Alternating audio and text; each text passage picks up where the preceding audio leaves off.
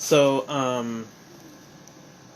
want to start reading from this book I've been reading, Believing in Myself, Daily Meditations for Healing and Building Self-Esteem by Earnie Larsen and Carol Hegarty. And it's funny. Well, it's not funny. This is a book that somebody had actually given my ex that I don't think he ever actually read. And I found it laying around, even though I had purged most of this stuff from him from my place at one point. And I've been reading it every day as a part of my, I do a lot of self-care stuff and rituals and stuff on my daily basis and stuff. And stuff. I hate that. And it's been going well. It's been going really well. And my life coach shares some wisdom over on Facebook every morning and evening at 9, I think. 9 in the morning, 9 in the evening, kind of. And I can't always catch it, but I like catching it, especially now that I'm not actively in coaching right now. But, and it inspired me to do, to start reading from this book, because I like it so far. And I like the stuff that it says. And it's cool to me to be able to share these small moments with people. But I'm not as wise as she, so I can't just, off the top of my head, do that stuff. And I wouldn't. Yeah. But I will read this. I like to read, so. August 3rd.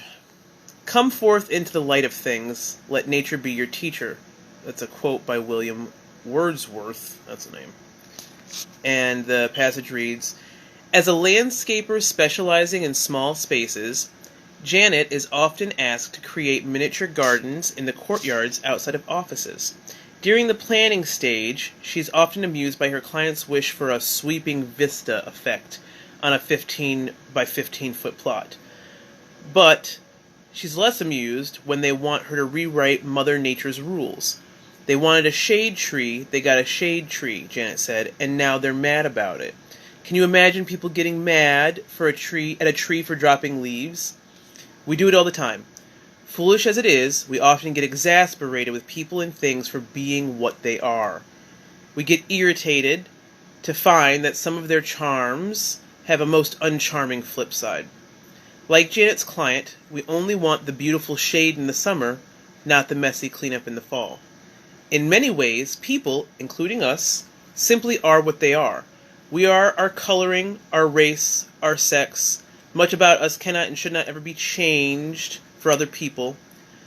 To take all of nature's gifts and then bewail the downside is ungrateful as well as foolish. Self-esteem must not be based on changing what is better accepted.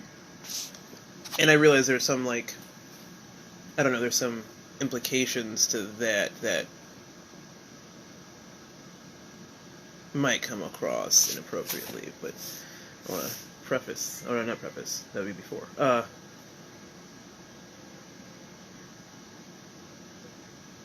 just want to amend that by saying I think it's more of an internal thing, whatever you are, whatever you know that you are,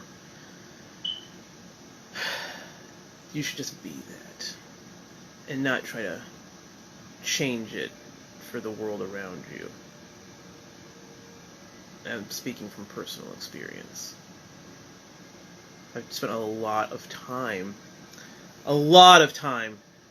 trying to change myself or be something that I think other people will find more palatable in the long run, and don't do that to yourself. A lot of people probably already have been doing that to themselves for a really long time. You don't have to do that. None of us have to be anything other than what we know we are.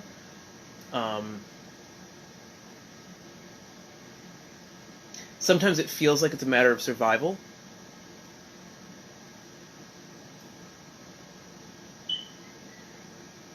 But surviving a circumstance at the expense of losing who you are is a temporary situation. And that's one thing. But who you are is the most important part, and the part that makes your life worth living. And we should never let go of that if we can help it. I'm working on it.